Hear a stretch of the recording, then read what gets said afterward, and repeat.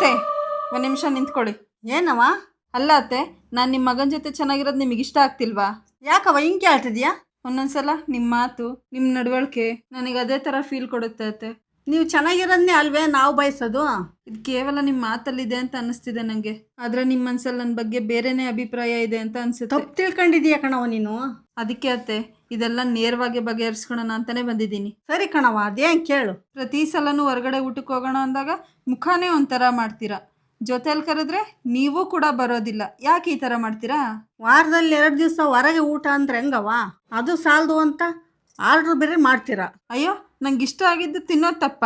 ನಿನ್ನಿಷ್ಟ, ಮುಂದೊಂದು ದಿವಸ ನಿನಗೆ ಕಷ್ಟ ಆಗಬಾರ್ದು ಅಂತ ಹೇಳ್ತೀವಿ ಕಣವ. ಸರಿ ಆಯಿತು ಅತ್ತೆ, ದುಡಿಯೋದು ಬರೀ ಕೂಡಿಡೋಕ್ಕಷ್ಟೇ ಅಲ್ಲ, ಜೀವನನ ಎಂಜಾಯ್ ಮಾಡೋಕ್ಕೆ. ಖರ್ಚೆ ಜೀವನ ಆಗಬಾರ್ದು ಕಣವ.